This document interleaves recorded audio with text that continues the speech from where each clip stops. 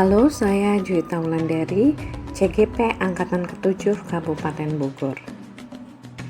Setelah mempelajari modul 1.4 tentang budaya positif, saya mencoba untuk menerapkannya di sekolah tempat saya mengajar, yaitu di SMA Negeri 1 Parung. Tentu saja, sebelum menerapkannya, langkah pertama yang saya lakukan adalah mengkaji kembali apakah penerapan disiplin di SMA Negeri 1 Parung sudah efektif atau perlu ditinjau kembali.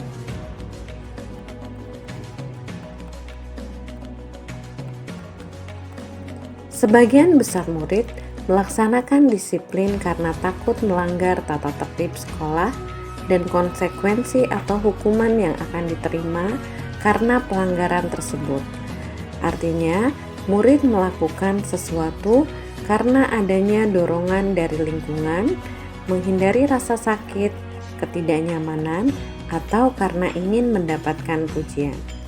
Dorongan yang paling ideal adalah dorongan dari dalam diri individu itu sendiri atau motivasi intrinsik. Bapak pendidikan kita, Ki Hajar Dewantara, menyatakan bahwa di mana ada kemerdekaan, disitulah harus ada disiplin yang kuat. Sungguh pun disiplin itu bersifat self-disiplin, yaitu kita sendiri yang mewajibkan kita dengan sekeras-kerasnya, tetapi itu sama saja, sebab jikalau kita tidak cakap melakukan self-disiplin, wajiblah penguasa lain mendisiplin diri kita. Dan peraturan demikian itulah harus ada di dalam suasana yang merdeka.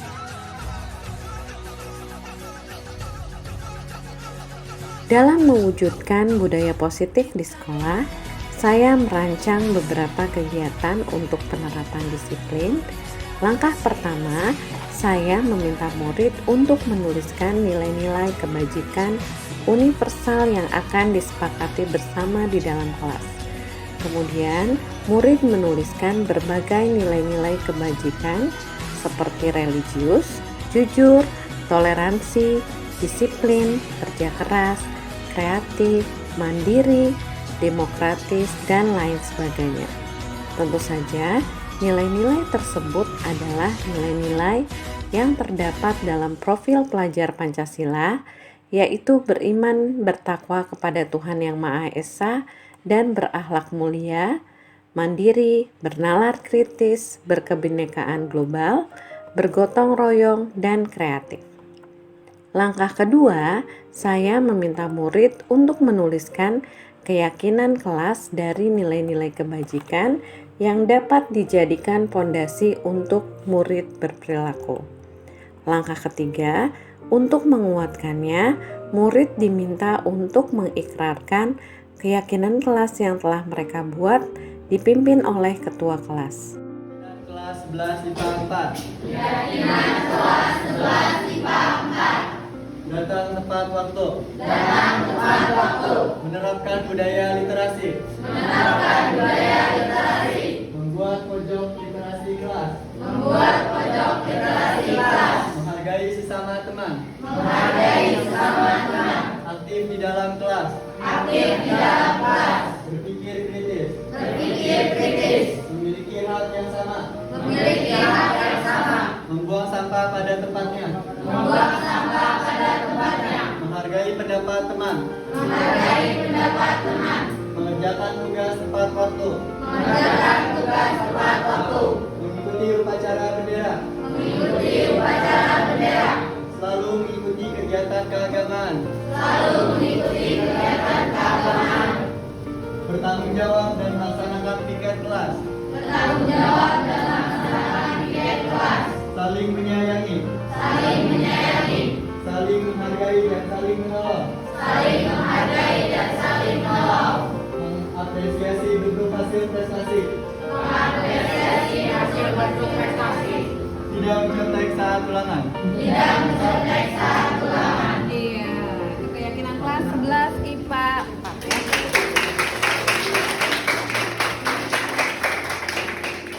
Langkah keempat, setelah keyakinan kelas selesai dibuat, maka semua warga kelas dipersilahkan untuk meninjau ulang dan mendiskusikannya. Langkah kelima, setelah selesai, keyakinan kelas selanjutnya bisa dilekatkan di dinding kelas atau di tempat yang mudah dilihat oleh semua warga kelas. Setelah melakukan penerapan disiplin positif kepada murid, saya mendiseminasikan kegiatan ini kepada guru-guru di SMA Negeri 1 Parung dan berkolaborasi dengan CGP lainnya.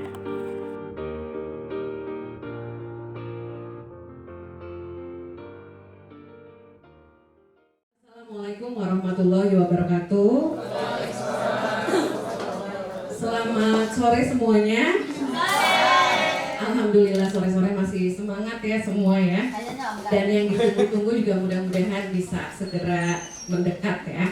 Ya, baik Bapak dan Ibu, terima kasih kehadirannya. Jadi hari ini saya dan Miss Yayet rencananya akan sharing satu materi.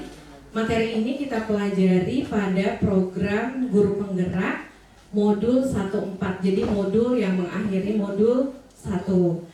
Nah, modulnya ini tentang judulnya tentang budaya positif. Jadi nanti akan disampaikan bagaimana caranya kita mengajak anak-anak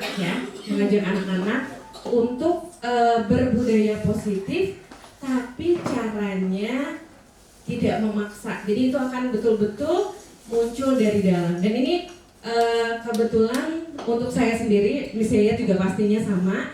Ini sebetulnya tema yang paling favorit ya, dari tema 1, kemudian modul 11, 12, 13 dan 14, karena betul-betul sangat bermanfaat.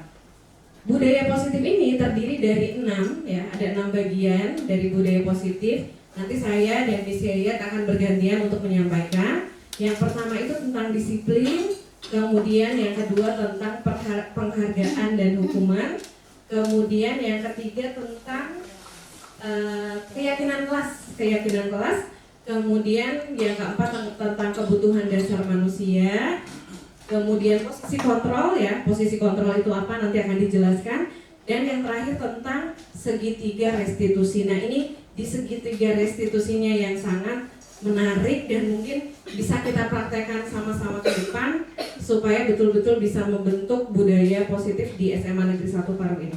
Untuk materi pertama, kedua, dan ketiga, silahkan Miss Yayat. Baik, terima kasih Pak. Assalamualaikum warahmatullahi wabarakatuh. Bapak dan Ibu yang alhamdulillah masih stay tune. Ini kali pertama, kali kedua presentasi materi di kelas CGP kami. Kebetulan ada 2 di satu sekolah, kemudian kami berkonsultasi, insya Allah boleh secara peraturannya dipersilahkan untuk berkolaborasi untuk durasi sekitar beberapa menit ini. Jadi budaya positif ini seperti yang disampaikan oleh Pak tadi, jadi bagaimana menyiapkan, mempersiapkan itu dulu aja. Mempersiapkan satuan pendidikan, entah itu siswa pendidik dan tenaga pendidikan dengan sebuah budaya. Dalam konteks yang kami pelajari pendidikan ini adalah objeknya lebih ke siswa ya Pak ya. Karena salah satunya bahwa kami para guru adalah pemimpin pembelajaran. Jadi bagaimana kita menyiapkan teman-teman nanti either di kelas maupun di sekolah seperti itu. Somehow materi ini relate sekali dengan yang Bu Susi kemarin sampaikan ketika IHT tentang apa itu? Psikologi pembelajaran itu ya.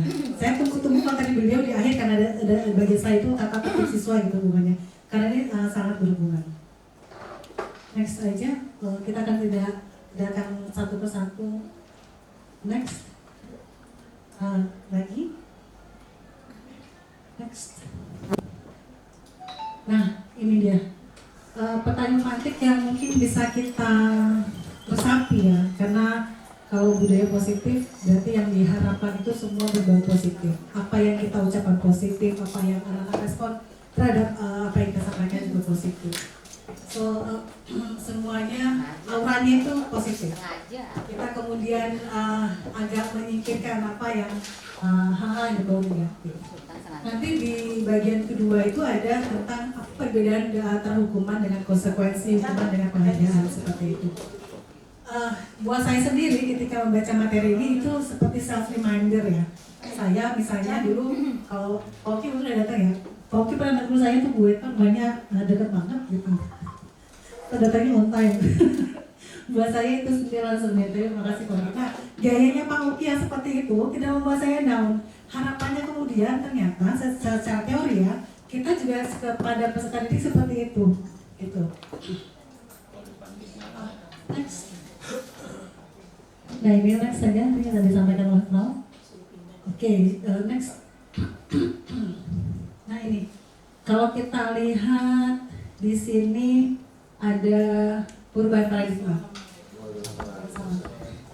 Jadi ketika disiplin positif itu biasanya kita lihat disiplin itu lebih mengarah dari top to bottom ya.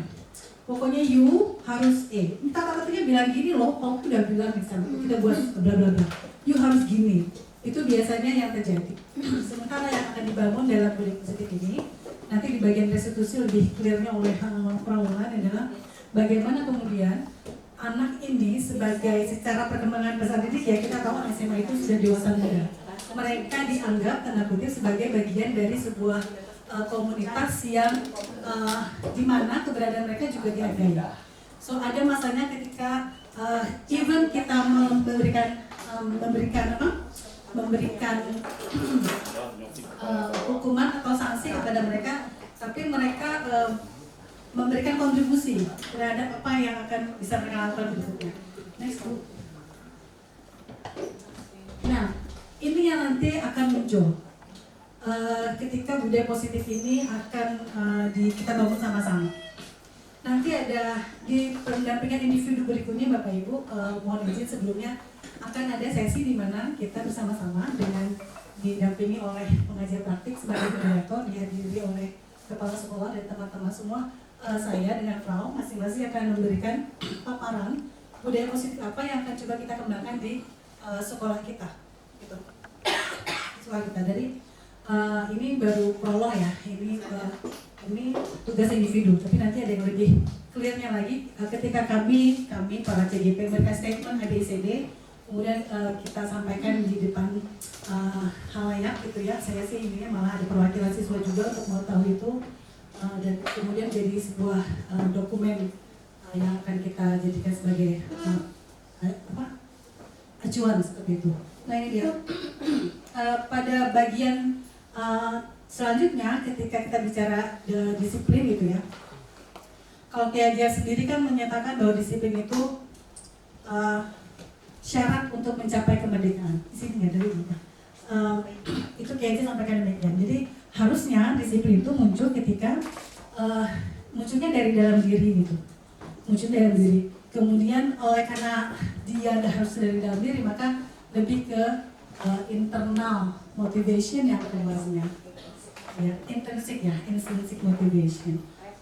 Kemudian beliau juga menyampaikan jikalau kemudian intrinsic motivation itu tidak terbentuk, tidak terbangun, kemudian diterapkan, maka adalah kekuasaan katanya, tanda kutip, kata Kiai Haji Lewantara itu, yang bisa kemudian mendisiplinkan diri kita. So sebenarnya kita masuk ke bagian ini, ilusi kontrol.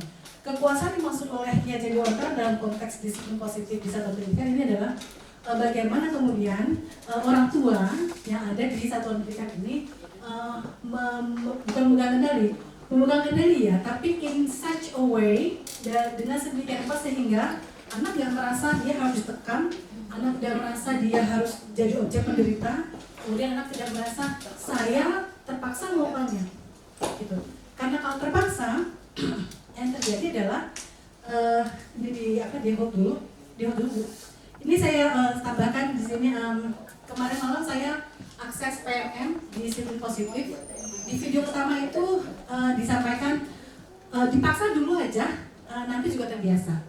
Tapi ternyata tidak demikian berjalannya hati manusia. Ini yang menggali tentang PMM disiplin positif ini luar biasa loh jadi. Jadi di dalam video itu dikatakan bahwa perilaku yang dipaksa itu ternyata akan mengakibatkan secara tidak sadari 3 hal. 1, perilaku tidak menjadi kebiasaan dalam jangka panjang karena bukan muncul dari kebiasaan internal. Yang kedua, akan hilang ketertarikan, bahkan muncul antipati terhadap kegiatan yang dipaksakan. Kemerdekaan berekspresi dan potensi anak menjadi sangat terbatas. Nah, untuk yang tadi akan antipati ini justru yang sangat kita khawatirkan, Pak Wi ya. Mungkin sekitar 3 tahun sama-sama ya kan Pak Wi di siswa itu. Ini menghabiskan cingkrang sana ketat rambut jambakan itu sama bunuh ya. Anak-anak kalau dikunci rambutnya seharian daripada potong rambut sampai itu sampai seperti itu. Nah, even kita approach-nya itu baik-baik sama mereka, somehow ini yang dikhawatirkan. Apa yang kemudian harus kita kondisikan sehingga mereka willingly secara tulus dan ngerti bahwa mereka harus A sesuai dengan peraturannya A. Ternyata nanti ada di bagian restitusi yang akan disampaikan oleh Frau Wulan. Itu ilmunya ada di segitiga itu. Yang kata Bu Nuri sih materi restitusi ini tidak ada di CGP Angkatan 1. Nah ini teman-teman nanti yang akan kita miliki. Apakah kita sebagai pengontrol murid, sebagai penghukum gitu ya. Nanti ada posisi sebagai pemantau, sebagai teman, sebagai orang yang sering, sebagai orang yang bisa mengalirkan kata-kata sehingga membuat orang merasa bersalah. Nah, kemudian ada yang kelima adalah sebagai manajer, itu lebih jelasnya oleh Roland Next. Oke, stimulus. Nah ini kalau tadi terlihat seperti ini ya. Kalau kita bicara disiplin maka akan terbentuk di mindset itu hukuman, punishment and reward seperti itu. Jadi kalau sekarang kalau dulu kita lebih ke bagian stimulus and response seperti hanya teori-teori belajar yang kita pelajari dulu di kampus ya. Shiftingnya itu perubahan itu ke yang sebelah kiri, lebih ke teori kontrol atau pilihan. Kita mau posisi sebagai apa? Nanti ada penjelasan dari 5 posisi itu.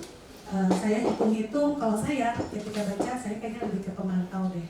Kalau saya straight, you A, peraturannya A, you melanggar A, maka harus B, seperti itu. Bundu tadi kita bisa teman, Bundu mah teman banget. Kayaknya Bundu itu teman banget. Nah, nanti ketika bagaimana saja kita menjadi manajer itu nanti sama Prof. Ya. Seperti itu. Ini secara teoritis dan lebih jelas sudah saya kirimkan di Jacob. Next. Ini rangkumannya agak terlihat banyak dan padat. Di next aja nanti teman-teman bisa dapatkan. Nah ini sebenarnya tadi yang disiplin. Next. Okay. Yang the whole thing about discipline at the end should reflect these universal values. Semua hal yang kemudian diciptakan oleh sebuah budaya positif ini harus merefleksikan nilai-nilai kebajikan universal. Ibu kalau di modulnya itu berslide-slide itu universal versi ini, universal versi ini. Tapi kalau kita di Indonesia ya udah kurikulum merdeka, profil belajar Pancasila. Ini kita pahamlah kalau universal itu seperti apa. Sebelumnya. Nah, kita sampai ke sini, motivasi, hukuman, dan penghargaan restitusi. Restitusi balik lagi nanti sekilas saja. Next, tadi sudah kita katakan di awal ya, sudah saya sampaikan sedikit bahwa semua tentang disiplin itu it should come from your inner awareness, inner conscious. Jadi kesadaran dalam diri yang benar-benar harus nggak usah gimana lagi gitu. Harus muncul. Nah harus muncul. Either itu nanti based on reward atau based on knowledge tentang peraturan yang ada. Tapi yang utamanya yang nomor 3, to have self-respect. If you follow the rules and you respect yourself, it doesn't mean that you need to obey the rule because you have to. That you need to respect yourself as one of the community dan harus mengikuti alur yang ada di dalam set, gitu ya. Okay, next. Nah ini, kalau Ki Hajar Dewantara karena memang gaungnya itu anak-anak itu harus jadi person yang merdeka. Merdeka in the sense of mereka diapresiasi, dihargai keberadaannya, dihargai keperbedaannya mereka.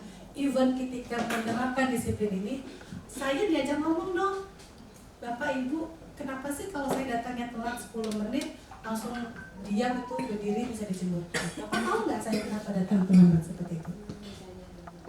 Nah, porsi-porsi itu mungkin yang sebagian atau most teachers belum terengahkan gitu, belum bukan terdeteksi, belum dilakukan, ya. Tapi saya rasa nggak semua, kebanyakan juga melakukan itu tapi in a different kind of ways gitu, dengan caranya mereka masing-masing gitu. Tapi kalau sekarang saya rasa ketika ini muncul dalam materi diklat kami, it means that banyak yang terjadi ketika di lapangan anak tidak dirasa mereka harus terlibat dalam penegakan disiplin. Kami berusaha Kopiah, ada Pak Uki, ada Pak Suryadi Kopiah. Waktu kita mendesain tata tertib yang berapa lembar itu Pak Ibu Dela, 9 lembar, 10 lembar itu Kopiah. Rapat sama anak-anak, sama anak OSIS, sama anak MPK, kita undang mereka. Hanya karena kita mau itu datanya juga dari mereka gitu. Oh iya, itu sampai keluar dokumen tata tertib siswa itu kami sudah lakukan. Tapi memang kemudian di tataran pelaksanaannya restitusi ini memang belum ya. Mudah-mudahan setelah ini kemudian ada next episode dari CEP akan benar-benar terjadi budaya positif ini. Nah ini dia, dihukum oleh penghargaan. Jadi ternyata saya baru tahu ya, Bapak Ibu, ada beda yang sangat jelas antara hukuman dan penghargaan. Hukuman dan konsekuensi, bukan hukuman, ada hukuman dan konsekuensi. Next. Kalau hukuman kita taunya pokoknya marah-marah aja sama anak ya. Kayaknya gitu. Next. Nah, ternyata yang in a good kind of way, hukuman atau punishment itu harus melibatkan ini, pengakuan secara khusus, secara pribadi, kemudian konsisten di proses. Next. Ini namanya inquiry apresiatif. Next. Nah, hukuman atau konsekuensi. Langsung aja jawabannya ya. Nah, coba jadi apa bedanya? Contoh mana? Mencatat 100 kali dalam buku kalimat, saya tidak akan terlambat lagi karena terlambat ke sekolah. Itu sebagai sebuah hukuman ternyata. Apakah nyambung atau nggak nyambung dengan konteks tindakan si anak gitu ya? Itu saya masih itu tuh. Kemudian apa bedakan dengan yang terakhir? Terakhir mengenai lapangan basket 2 kali karena terlambat 10 menit ke pelajaran dijauhkan. Itu namanya konsekuensi. Karena itu relate dengan apa yang sedang dia lakukan pada saat itu. Kemudian apa lagi? Iya. Dari contoh ini seperti terbayang ya. Seperti terbayang apa beda hukuman dengan konsekuensi. Waktu baca modul ini jadi saya kebayang kalau pelajaran saya bahasa Inggris ternyata kalau telat sudah ngapain? Apa yang kata atau kalau pakai bahasa Inggris itu relate. Mereka tidak merasa mereka sedang dihukum, but somehow it's actually a punishment. It's a form of punishment for them. Sebuah bentuk hukuman. Next. Nah, ternyata ini kalau saya biasanya ditulis ulang supaya diingat terus. Ingat itu dalam artian nanti action yang akan saya lakukan kira-kira ngambilnya ke kiri atau ke kanan ya. Kalau hukuman pelan-pelan akan kita ubah, maka konsekuensi yang harus lebih diperhatikan. Hukuman tidak juga untuk dihilangkan karena kita sedang membangun disiplin positif itu. Dengan plusnya yang harus kita sudah nanti. Next. Ini sekilas tentang restitusi. Jadi ini ya, saya singkat saja karena materinya nanti akan lebih diperdalam oleh Frau Wulan. Jadi restitusi itu adalah ketika seorang anak melakukan tindakan tidak menyenangkan, kan kita harus menghukumnya. Tapi dengan konsep restitusi ini, hukuman yang kita berikan itu lebih ke menggali keberadaan si siswa sebagai seorang dewasa muda satu, kita tanya dia, kamu tahu nggak kesalahan kamu apa? Saya datang terlambat. Kemudian baik, kamu datang terlambat dan itu menyalahi peraturan tata tertib poin nomor sekian. Habis itu baru kemudian kita tanya ke anaknya, kalau kamu datang terlambat, kamu maunya hukumannya berupa apa nih? Gitu. Sudah sekian kali lo datangnya terlambat. Nah, ketika kita menanyakan hal seperti itu, it's somehow mereka merasa diakui loh. Oh iya ya, saya sudah berikan alasan bla bla bla. Oh ternyata saya tidak otomatis harus melakukan apa sesuai dengan aturannya gitu. Tapi lebih diajak ngobrol. Itu lebih jelas di confirm oleh follower begini. Ini ada deskripsi jelas kalau hukuman itu seperti apa, konsekuensi itu apa, restitusi seperti apa. Ya, satu-satu sepertinya akan sangat lama. Nanti dokumennya kita pelajari silently, literasi mandiri. Next, ini dia. Utamanya itu tawaran ucapan salam. Fokusnya pada solusi, ya. Jadi gini, kalau nanti telat lagi, kamu maunya gimana? Saya maunya ini aja dulu, baca Al-Quran satu juz, satu lain ya, satu lain, boleh nggak apa? Nah itu dicatat. Jadi ketika ada itu datang lagi terlambat besok, you promise us if you come late again, then this is your punishment. This is a beautiful. Tapi kalau tiga kali ya nggak bisa juga begitu gitu. Orang tuanya harus tahu. Ini anak masa ngaji terus tiap hari emang dari bangun pagi gitu ya. Nah, atau itu untuk ya atau karena malas masuk kelas jadi dia ngaji aja deh.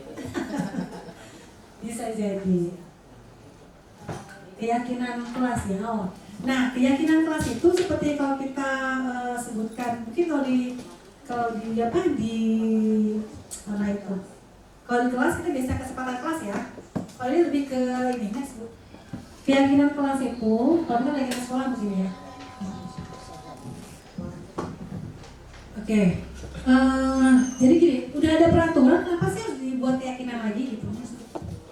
Jadi kayak kalau peraturan itu lebih ke fisiknya ya gitu. Tapi yang harus dilibatkan adalah peraturan kelas di awalnya. Keyakinan kelas itu lebih broad lagi, lebih luas lagi konteksnya. Karena dia melingkupi sesuatu yang sifatnya psikologis, sifatnya secara psikis. Gitu, next. Nah, misalnya ini. Mana yang disebut dengan keyakinan kelas? Yang sebelah kiri sebelah kanan.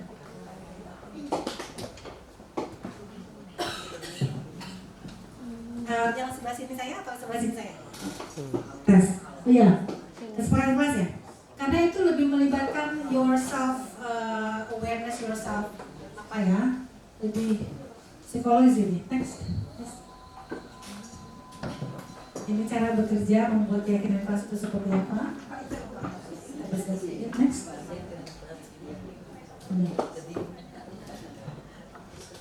Jadi apa yang dilakukan, apa yang dirasakan itu dilibatkan dalam keyakinan kelas itu dan disepakati. Next. Udah habis? Next lagi.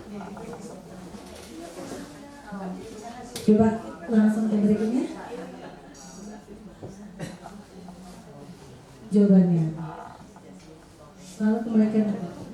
Jadi value tadi yang kita dapatkan dari nilai-nilai universal nampak di keyakinan kelas yang kita buat sama-sama dengan siswa. Next. Nah, sudah. Itu saja.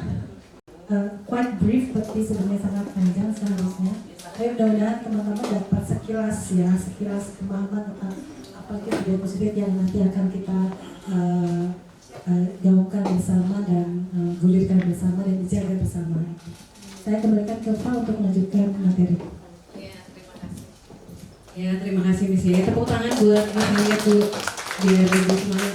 Ibu mau izin untuk berbicara untuk melanjutkan materi hari ini, tapi ini udah mulai lemes ya. Apa kabar hari ini Bapak dan Ibu? Alhamdulillah luar biasa. hatiku, sehat pikiran, sehat pikiranku, sehat badanku, baik sikapku. Allahu Akbar. Ya, kita lanjutkan mengulang sedikit yang disampaikan tadi Miss Yayat sebelum masuk ke pembahasan berikutnya. Jadi tadi itu yang disampaikan adalah bagaimana membentuk disiplin positif, itu yang pertama. Kemudian positif dan negatif dari penghargaan dan hukuman, ya. Apakah perlu kita menerapkan hukuman atau penghargaan? Ternyata tadi sudah disampaikan bahwa penghargaan dan hukuman bisa merubah siswa, tetapi motivasinya tidak datang dari dalam, tetapi dari luar. Karena ada penghargaan, karena ada hukuman, siswa mau bersikap baik, seperti itu. Nah, pasti muncul pertanyaan ya, terus bagaimana dong? Kalau penghargaan, misalnya hukuman jelas tidak disarankan. Terus penghargaan juga ternyata bukan sesuatu yang disarankan juga, karena ada istilah punish by reward ya bis ya, terhukum oleh satu penghargaan. Nah, kira-kira bagaimana yang harus dilakukan jika kita ingin menerapkan disiplin positif kepada siswa? Nah, itu mungkin pertanyaannya. Nah, tadi dimulai dengan adanya keyakinan kelas. Jadi keyakinan kelas dan peraturan itu tentu saja berbeda. Kalau keyakinan dibuat bersama-sama dengan siswa, ya. Jadi kalau peraturan kan datangnya dari atas ke bawah, dari sekolah kepada murid. Tapi kalau keyakinan kelas itu dibuat bersama-sama, ya, dan merujuk pada kebajikan universal tadi. Jadi kebajikan itu sifatnya universal. Kalau bilang itu baik, semua akan bilang itu baik. Contoh aja misalnya keyakinan guru di ruang guru ini. Apa saja keyakinan yang harus kita bentuk? Misalnya merapikan meja setelah selesai digunakan, itu juga bisa. Jadi keyakinan guru-guru di ruang guru, nah itu bisa ditempel, kemudian kita bisa ikuti bersama-sama. Nah, berikutnya setelah keyakinan kelas ini dibentuk dan setiap kelas memiliki keyakinan kelas, berikutnya kita harus melihat dasar kebutuhan manusia dulu. Nah, kebutuhan dasar manusia dan dunia berkualitas. Kenapa kita perlu membahas ini sebelum akhirnya nanti menerapkan apa yang harus kita lakukan untuk menerapkan budaya positif? Karena kita sebagai guru perlu mengerti tentang psikologis anak dulu. Apa dulu kebutuhan dasarnya? Dan ketika ini tidak terpenuhi, tentu saja akan ada permasalahan-permasalahan yang nanti akan muncul di lapangan. Nah, kebutuhan dasar manusia ini memenuhi kasih sayang dan rasa diterima. Kita bisa bayangkan bagaimana kondisi anak ketika gurunya memiliki rasa sayang, dan kita sebagai guru juga tidak membeda-bedakan satu dan yang lainnya. Semua anak ini unik ya, semua anak ini unik, memiliki latar belakang ekonomi, sosial, karakteristik yang berbeda-beda. Itu perlu disadari. Kemudian penguasaan ya, penguasaan, kesenangan, kebebasan, dan juga bertahan hidup. Bertahan hidup ini bisa memenuhi kebutuhan pokoknya, misalnya sandang, pangan, papan. Bisa jadi ada di satu kelas anak ini mengantuk misalnya, atau ternyata juga kelihatan lemes dan tidak antusias. Bisa jadi hal ini disebabkan bukan karena itu anak itu memang mau seperti itu, tapi bisa saja kebutuhan dasarnya tidak terpenuhi. Misalnya dia dari rumah tidak sarapan karena tidak ada makanan. Ini pernah juga ya Bu Neneng ya, kejadian ke beberapa siswa kita ya, yang memang tidak bisa memenuhi kebutuhan dasarnya. Nah, berikutnya posisi guru, posisi kontrol guru. Nih, saya tanya sebelum saya menyampaikan, saya tanya mungkin bisa dijawab dengan kalimat yang singkat aja. Jika ada satu kasus, apa yang dilakukan? Contoh ya, anak, mungkin Pak Uki juga bisa sharing banyak ini di sini. Pak Uki mana? Oh ya Pak Uki. Jika ada anak yang datang terlambat, apa yang dilakukan? Singkat aja. Kira-kira boleh? Boleh menyampaikan anak terlambat. Apa yang kita lakukan? nggak apa-apa karena saya pun ternyata apa yang betul-betul memang real dilakukan karena saya pun ternyata ternyata seperti ini sikapnya kurang tepat. Datang misalnya 7.30 menit misalnya Pak, terlambat. Boleh Bunda silakan ditanya alasan terlambatnya, kemudian kenapa terlambat, rumahnya di mana, Tutup pintu dari luar. kenapa Pak? Tutup pintu dari luar. Tutup pintu Dari luar. dari luar, oh diusir ya. Luar biasa. Oke, itu pertanyaan pertama. Kemudian yang kedua, bagaimana jika ada siswa melanggar peraturan, dia tidak memakai sepatu berwarna hitam, padahal hari itu wajib memakai sepatu warna hitam. Nah, dia ditanya kenapa Pak? Bunda bijak sekali ya, luar biasa. Ditanya dulu kenapa tidak pakai sepatu hitam, cari tahu dulu alasannya ya Bun ya. Oke, terima kasih Bunda. Pak Bun, terima kasih Pak Hasan juga. Berikutnya, jika ada anak yang tidak mengerjakan tugas terlambat sampai lebih dari batas waktu yang ditoleransi, misalnya bahkan 1 bulan. Kenapa tidak mengerjakan tugas? Luar biasa. Ditanya kenapa tidak mengerjakan tugas, terus berikutnya pertemuan berikutnya tidak mengerjakan lagi, gimana Bun? Diberi sanksi, dikerjakan tugas. Diberi sanksi atau hukuman ya? Iya. Hukumannya kira-kira apa? Mengerjakan tugas yang sama, diberi waktu. Mengerjakan tugas yang sama kemudian diberi waktu. Oke, Ya, terima paling kasih. lama 1 hari 2 hari lah. Paling lama 1 hari Karena dia atau udah 2 telat hari. dari yang lain kan. Iya. Seperti itu ya Bun ya. Kita ada posisi kontrol. Kita posisi kontrolnya di mana? Ada 5 posisi kontrol ya. Saya yakin ketika nonton video ini, saya pun sama. Saya betul-betul membayangkan saya tuh ada di posisi yang mana. Posisi kontrol saya apa? Saya yakin Bapak dan Ibu semua di sini juga nanti akan bisa membayangkan posisi kontrol yang mana. Kita lihat dulu videonya ya. Sini kamu. Selamat pagi Bu. Selalu terlambat. Kamu deh, pasti terlambat. Maaf Bu. Diulang Saya diulang Bunur. Coba. Bunur diulang. Apa lagi? Kapan sih kamu tidak terlambat? Bunur diulang. Malas sekali ya kamu jadi anak. saya Dasar pemalas. Gak kapok-kapok sih kamu. Sudah berapa kali terlambat?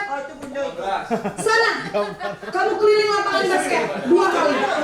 kenapa saya harus keliling lapangan basket Bu? Kenapa? Kamu melawan ibu. Berani-beraninya jawab. Sudah terlambat, masih berani jawab pula. Sekarang keliling lapangan basket 5 kali sekalian, biar kapok. Cepat. Pergi sana ke lapangan basket. Posisi penghukum biasanya berbicara dengan nada tinggi, menghardik, menunjuk-nunjuk, menyakiti, dan menyindir. Hukuman bisa berupa fisik maupun psikis. Ibu dan bapak guru hebat.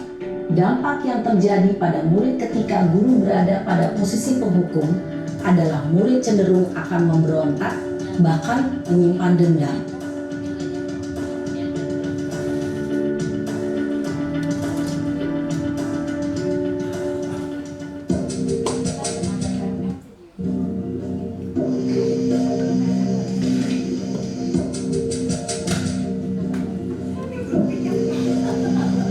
Naren, Apalagi sih Bu? Selamat pagi Bu. Naren, kamu kenapa terlambat lagi, nak? Ya Tuhan, Naren, kamu senang ya bikin ibu susah ya? Kalau kamu terlambat lagi, nanti ibu yang ditegur bapak kepala sekolah, nak. Disangka ibu tidak bisa membina kamu. Duh, gimana ini? Maaf Bu. Duh, Gusti Naren, kamu suka ya kalau ibu tegur bapak kepala sekolah? Terus, sekarang ibu harus tulis apa ini di buku absen? Ini kamu sudah sering terlambat loh. Ibu harus apa coba? Maaf Bu. Maaf sekali. Ya sudah, lain kali jangan bikin ibu susah lagi ya nak ya. Ibu tidak akan kuat lagi kalau kamu begini terus. Bisa bisa jantungan kalau ibu ditegur bapak kepala sekolah. Sana cepat ke kelas. Maaf ya Bu, maaf sekali. Ya udah cepet keluar. Posisi pembuat rasa bersalah berbicara dengan nada tenang, cenderung lembut. Namun kata-kata yang diutarakan membuat murid merasa menjadi orang yang gagal, memandang buruk dirinya sendiri, merasa tidak berharga, dan tidak sanggup membahagiakan orang lain. Ketika guru mengambil posisi pembuat rasa bersalah, murid akan menganggap dirinya yang bersalah dan ia akan menyimpan emosi negatif tersebut di dalam dirinya. Berarti itu tidak baik juga. Posisi teman sekarang. Orang itu juga. Kayaknya Ridho Hosa mirip itu. Naren! Ya Allah, Naren. Apalagi ini si Bunda nih ya? Selamat pagi Bu. Wah, sudah jam berapa ini nak? Terlambat lagi ya sayang. Iya Bu, habis ibu saya lupa bangunkan saya Bu. Kamu malah menyalahkan ibu kamu. Kamu bukannya anak yang larinya paling kencang. Kok terlambat sih? Iya Bu, saya memang terlambat bangun tadi. Jadi biarpun saya lari kencang, tetap gak kekejar Bu. Ya sudah sana. Nanti lain kali larinya lebih kencang lagi ya. Biar gak terlambat lagi. Bikin seneng ibu. Demi ibu. Bisa kan? Bisa lah Bu. Ya sudah sana masuk kelas. Ibu beresin urusan absen kamu. Kamu ini ada-ada saja. Dalam posisi teman, guru berbicara dengan nada suara ramah, akrab, cenderung bersenda gurau untuk menjaga suasana tetap santai. Murid akan merasa senang, aman, dan akrab dengan guru. Identitas yang tercipta adalah identitas sukses atau berhasil. Namun, perlu diingat, karena ini masih dorongan eksternal, maka ada faktor ketergantungan dari murid kepada orang tertentu. Di sini guru absennya, sehingga di lain waktu murid bisa berperilaku baik, namun hanya kepada orang-orang tertentu saja.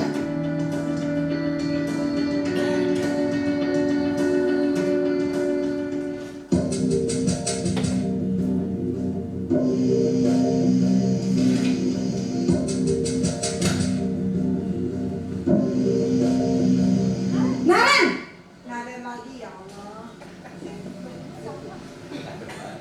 Selamat pagi Bu. Naren, apa peraturan sekolah kita tentang jam berapa kita harus masuk sekolah, nak? Kita harus di sekolah jam 7 Bu. Iya betul, sekarang sudah jam 7.20. Naren sudah tahu konsekuensinya jika terlambat hadir. Paham Bu. Saya harus tinggal kelas pas jam istirahat selama 20 menit. Iya benar, konsekuensinya demikian. Jadi nanti jam 9.30 pas istirahat, kamu harus tinggal di kelas, kerjakan tugas tambahan untuk ketertinggalan kamu, ya? Baik Bu. Posisi pemantau mengandalkan penghitungan atau data untuk mengontrol murid. Guru mengarahkan murid berdasarkan peraturan dan konsekuensi. Seorang pemantau menunjukkan bahasa tubuh dan ekspresi wajah yang datar dan cenderung formal.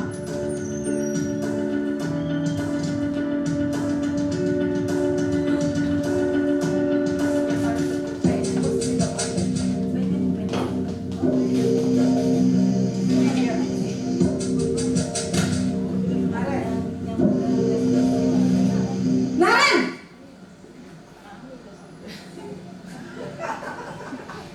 Selamat pagi Bu. Selamat pagi, Naren. Maaf Bu, saya terlambat. Iya, sekolah masuknya jam 7, sekarang sudah jam 7.20. Jadi sekarang bagaimana ini, Naren? Maaf Bu, saya lupa setel alarm saya semalam. Baiklah, menurut kamu, keyakinan sekolah yang mana yang perlu kamu tingkatkan? Menghargai diri sendiri dan orang lain mungkin ya Bu. Setuju. Jadi, apakah Naren meyakini prinsip saling menghormati tersebut? Iya Bu, saya meyakininya. Apakah Naren bersedia memperbaiki masalah keterlambatan ini? Bersedia Bu. Bagaimana kamu akan memperbaiki masalah keterlambatan ini? Saya akan coba untuk tidak lupa menyetel alarm saya Bu. Baik, kalau Naren lupa menyetel alarm di rumah, ada orang yang kira-kira bisa bantu mengingatkan tidak? Ada Bu, kakak saya, Kak Emma. Ada lagi selain Kak Emma? Selain Kak Emma, ada ibu saya. Baik, jadi yang mengingatkan Naren adalah Kak Emma dan ibu kamu ya? Kira-kira akan mulai start alarm kapan nih Naren? Setelah pulang sekolah, akan segera saya lakukan. Baik, jadi Naren akan setel alarm untuk bangun besok pagi dan akan diingatkan oleh kakak dan ibunda Naren ya. Ada lagi yang mungkin perlu dilakukan Naren agar tidak terlambat bangun lagi? Tidak ada Bu. Baik Naren, terima kasih untuk kerjasama kamu. Sekarang kamu perlu kembali ke kelas untuk belajar. Baik Bu, terima kasih. Posisi manajer adalah posisi kontrol yang disarankan untuk membimbing murid memiliki sikap disiplin yang positif, yaitu murid yang mandiri, bertanggung jawab, dan dapat memecahkan masalah. Tujuan dari posisi ini adalah agar murid dapat berefleksi atas tindakannya. Guru akan dengan tulus memberikan pertanyaan-pertanyaan bermakna, sehingga membuat murid dapat belajar dari kesalahannya dan mencari sebuah solusi untuk menyelesaikannya. Ibu dan bapak guru hebat, setelah mengamati adegan kelima posisi kontrol tadi, kira-kira posisi mana yang paling ideal? Posisi mana yang dapat menunjang motivasi intrinsik murid? Ya, tentu posisi manajer. Posisi ini memang posisi ideal yang ingin dituju setiap pendidik. Pada posisi inilah, guru dapat menerapkan disiplin positif yang berpihak pada murid, yang memerdekakan murid. Perjalanan seorang pendidik tentunya tidak mudah untuk sampai pada posisi seorang manajer. Namun, tujuan kita pasti, yaitu menciptakan murid-murid yang mandiri, merdeka, dan bertanggung jawab. Semoga penggambaran 5 posisi kontrol yang telah diperlihatkan ini dapat menjadi ajang refleksi bagi kita semua, agar dapat terus mengasah dan menerapkan disiplin positif yang memerdekakan murid. Mari terus berlatih dan bersemangat. Selamat menerapkan. Salam dan bahagia Ibu dan Bapak Guru hebat. Iya, itu Bapak dan Ibu ya. Jadi ada berapa posisi kontrol? Ada 5 ya. Yang pertama itu sebagai penghukum, kemudian yang kedua pembuat rasa bersalah, kemudian yang ketiga itu sebagai teman ya, tadi teman, kemudian yang keempat sebagai pemantau, dan yang terakhir adalah sebagai manajer. Nah itu pasti merefleksikan diri juga Bapak dan Ibu, saya akan merefleksikan diri di posisi yang mana kira-kira. Karena pada awalnya saya sendiri pun merasa sudah menerapkan posisi kontrol yang benar. Kalau melihat dari 5 yang tadi, itu saya lebih sering menerapkan posisi kontrol, nggak lebih sering sih, ada 2 ya.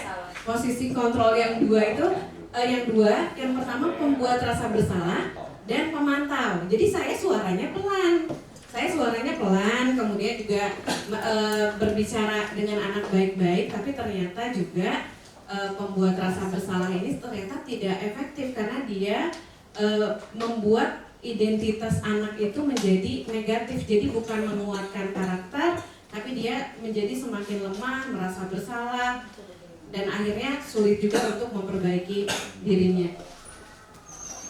Ke PPT lagi, masih ada bahasan sebentar. Nah ini 5 posisi kontrol. Next Bu Nur.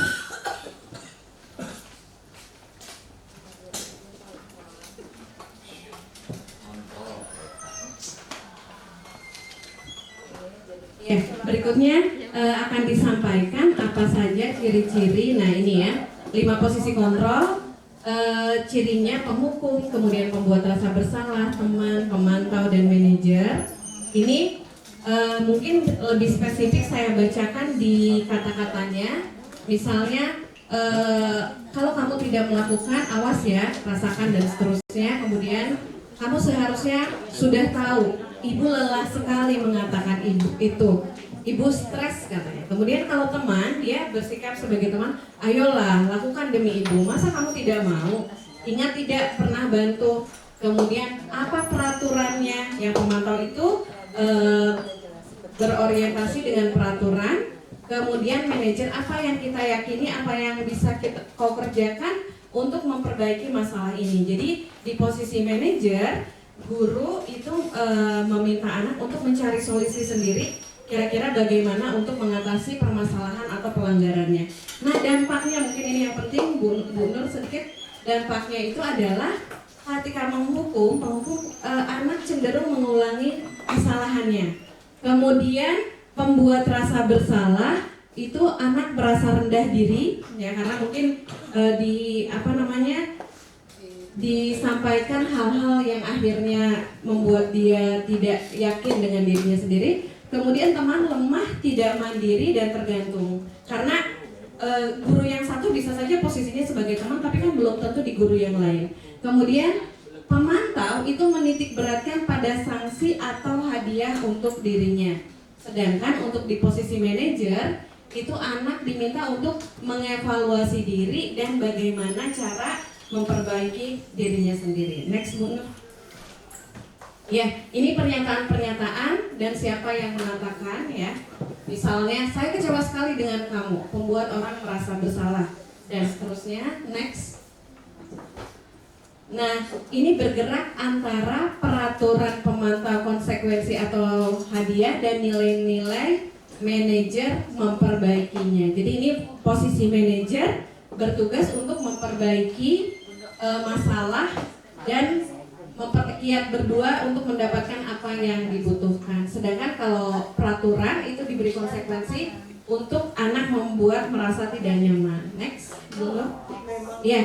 Nah, yang terakhir ini sudah masuk ke materi yang terakhir, segitiga restitusi. Jadi terus bagaimana praktek sebagai manajer? Nah, begini. Jadi namanya segitiga restitusi itu ada namanya segitiga, ada tiga ya, ada tiga sisi. Yang pertama itu menstabilkan identitas dulu. Nah, pada saat menstabilkan identitas, guru bisa menyampaikan begini, setiap orang bisa memperbaiki kesalahan. Kamu bukan satu-satunya yang pernah melakukan ini. Nah, justru pernyataan-pernyataan seperti ini di posisi anak sendiri itu bisa menguatkan karakternya. Jadi kan yang diharapkan adalah anak itu bisa disiplin dari dirinya sendiri. Kemudian berikutnya divalidasi kebutuhan, seolah-olah kita ya, seolah-olah pada saat dialog dengan siswa kita itu memahami betul kenapa mereka melakukan itu, kenapa anak-anak melakukan kesalahan. Bisa dengan bahasanya, adakah cara yang lebih efektif untuk mendapatkan yang kamu butuhkan, atau kamu tentu punya alasan untuk melakukan itu. Dan yang terakhir, kan sudah dibuat keyakinan kelas ya pada saat di awal. Nah, yang terakhir itu menanyakan keyakinan. Misalnya, ketika anak itu memukul temannya, guru bisa menyampaikan yang pertama, semua orang pasti pernah melakukan kesalahan. Kemudian setelah itu, menurut kamu adakah cara yang lebih efektif ketika kamu merasa kesal? Nah, di sini dia akan memperbaiki, akan mengoreksi apa ya yang sebetulnya seharusnya saya lakukan. Dan yang terakhir, ketika kamu melakukan ini, keyakinan kelas apa yang sudah dilanggar? Berarti kalau memukul teman artinya tidak menghargai orang lain. Nah, dengan seperti ini kondisi anak itu betul-betul sadar ya, dan sadarnya itu dari dalam, dia juga bisa mencari solusi untuk dirinya. Sedikit lagi ada satu video lagi, ini tidak lama, ini betul-betul praktek ya, bagaimana ketika guru ini menjalankan segitiga restitusi. Mungkin bisa dilihat kata-kata apa saja atau kalimat-kalimat apa saja yang disampaikan oleh guru kepada siswa.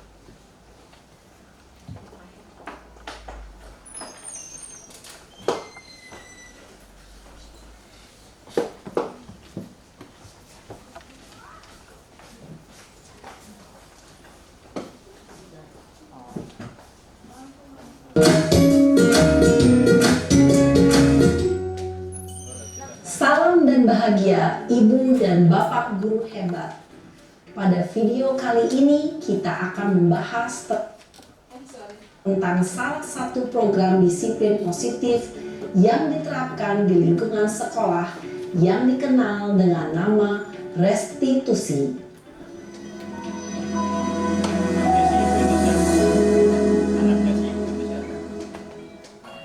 Restitusi dikembangkan oleh pakar pendidikan Diane Gosson, berlandaskan pada teori kontrol Dr. William Glasser.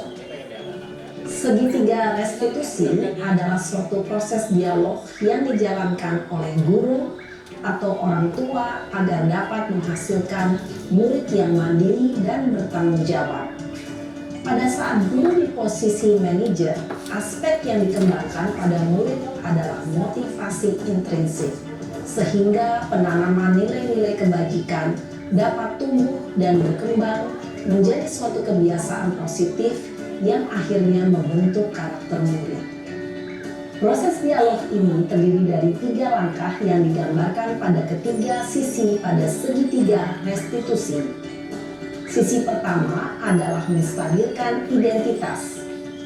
Sisi yang kedua adalah validasi tindakan yang salah. Dan sisi yang ketiga adalah menanyakan keyakinan. Ibu dan Bapak guru, berikut ini akan ditunjukkan bagaimana seorang guru berada dalam posisi manajer menggunakan penerapan segitiga restitusi.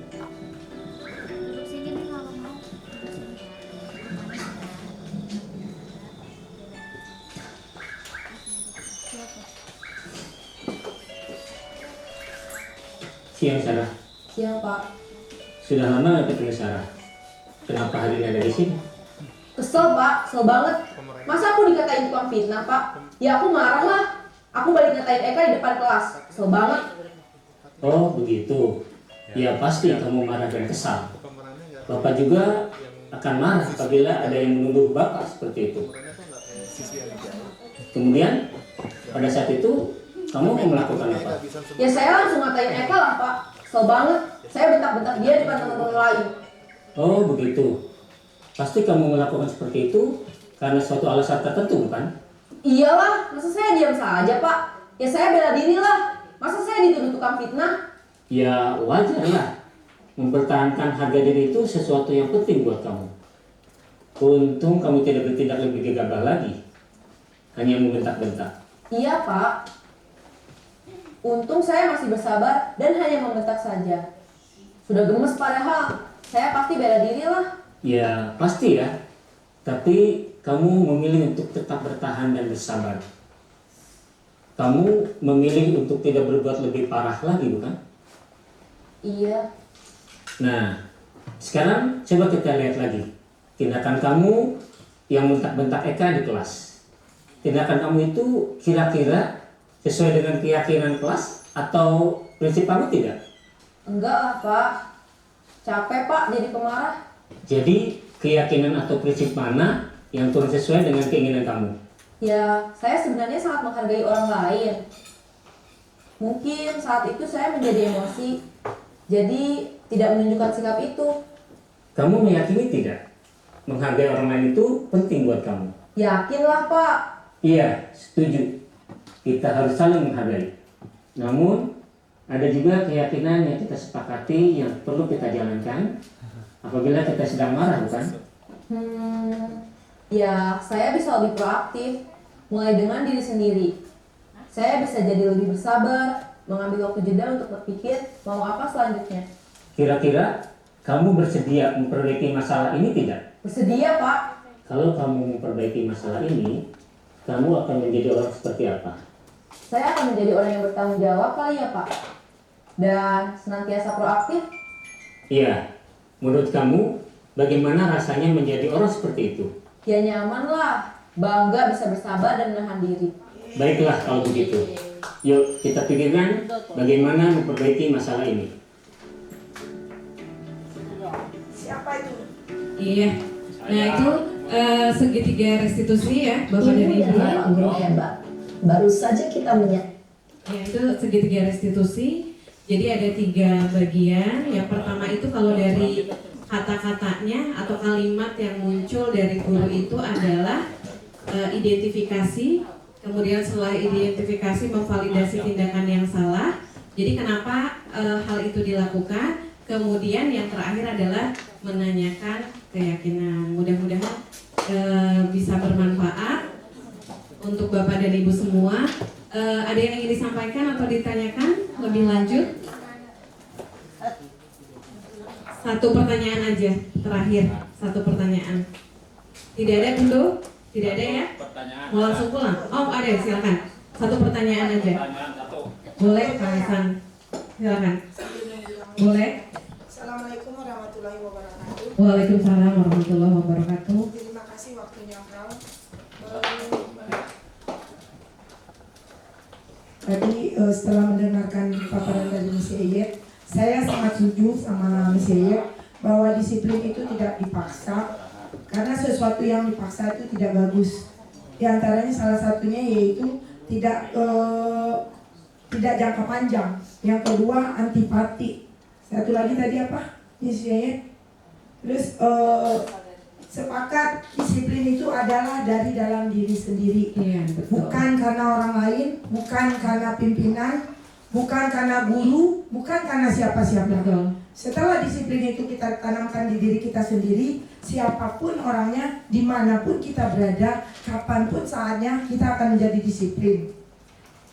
Terus kalau untuk siswa, saya rasa dari OSIS pun secara tertulis kayaknya udah matang banget, benar-benar matang semuanya. Cuma sekarang tinggal kita bagaimana cara mengaplikasikannya materi yang sudah matang secara tertulis benar-benar diterapkan baik oleh siswa yang ada di SMA Negeri 1 Paruni untuk secara keseluruhan. Mulai dari rambut, pakaian, kebersihan, dan terlambat. Kita pernah kan Frau, contohnya waktu kita ke SMA 2 Cibinong waktu itu, mereka setelah makan piringnya langsung ke ibu kantin. Nggak ada satu piring tersisa di meja itu. Sekarang di sekolah kita, jangankan itu, setiap ada saung itu pasti ada sampah. Setiap ada di depan kelas itu pasti ada sampah. Di mana-mana itu sampah. Dengan jumlah kita yang 1.000 orang ini, bagaimana caranya itu terrealisasi? Jangan ada lagi tiap meja, tiap kelas, di depan kelas itu sampah tidak habis-habisnya sampai sekarang. Bagaimana nih caranya dari sekolah, mungkin kesiswaan, pembina OSIS, dan dari OSIS sendiri, bagaimana nih caranya itu dari satu. Dengan pakaian juga begitu, bagaimana caranya pakaian anak-anak itu semua pas masuk mereka tidak ada lagi yang pakai sweater. Mereka udah rapi dengan pakaiannya. Pada saat pulang pun belum keluar ke pekarangan, dia udah pakai jas, sweater, udah pakai kupluk. Di SMA Negeri 1 Tajur Halang itu ada tulisan dilarang menggunakan sweater di lingkungan sekolah. Kenapa nggak kita contoh? Di meja di SMA 2 Cibinong dilarang meninggalkan sampah di meja makan atau di saung-saung. Itu contohnya. Mungkin bisa kita terapkan di sekolah kita ini biar semuanya benar-benar jangan hanya teori, dan teori. Terima kasih. Ya, misalnya ada mau menjawab, silakan. Terima kasih Bunda, itu mah concern semua orang ya. Paling tidak gini, toolsnya kita sudah ada, tinggal kemudian kesepakatan SOP-nya saja. Iterasi, ya SOP-nya harus benar-benar diperjelas gitu. Kaitan antara komposisi dan sintetis itu harus komposisi penguatannya dari sana sebenarnya. Tinggal nanti penerapannya aja ya harus bersama-sama itu ya. Iya, betul. Mungkin melengkapi yang disampaikan Miss Yeyet, sebetulnya kalau mau dibahas itu cukup panjang ya Bun. Tapi yang paling simpel aja, kita ingin menerapkan disiplin positif kepada anak-anak ya, supaya itu menjadi suatu budaya. Nah yang terdekat adalah disiplin itu memang harus mulai dari diri sendiri.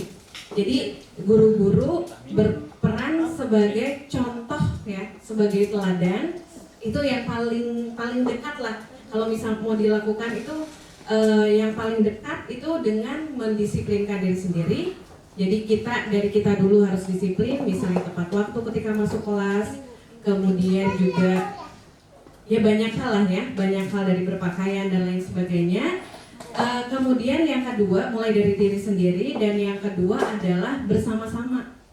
Jadi apapun kalau melihat siapapun siapapun guru yang melihat ada misalnya pelanggaran, mungkin bisa mengajak bicara, bisa mengajak bicara, kemudian menyampaikan seperti tadi segitiga restitusi. Kalaupun misalnya banyak, bagaimana? Ya mungkin tidak harus sampai ke segitiga restitusi tapi paling tidak langkah-langkah di awalnya itu bisa dilakukan seperti posisi manajer tadi yang sudah dicontohkan gitu. Seperti intinya sih mulai dari diri, dan yang kedua adalah bersama-sama, karena tadi yang Bun Do sampaikan semuanya itu sudah lengkap ya Bun, aturan dan lain sebagainya sudah lengkap, tinggal bagaimana cara dilaksanakannya gitu.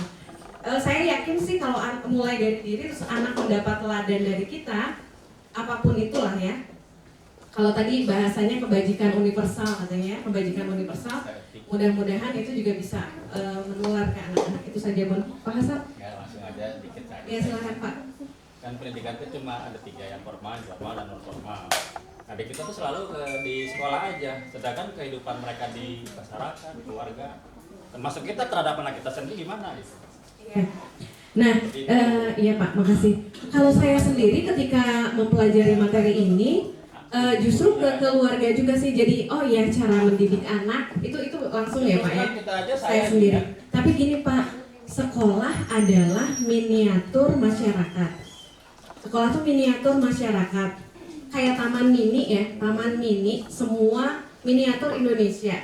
Nah, sekolah ini adalah miniatur masyarakat di mana anak-anak ini dilatih oleh kita, oleh guru dan juga oleh temannya, supaya dia bisa berlaku sesuai dengan apa yang kita harapkan menuju ke kebajikan universal. Di sini berapa jam?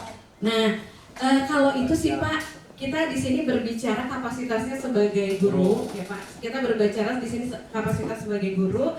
Dan kalau saya gini sih, berbuat sedikit saja, misalnya untuk anak-anak, walaupun itu hanya menaikkan prosentasenya sedikit.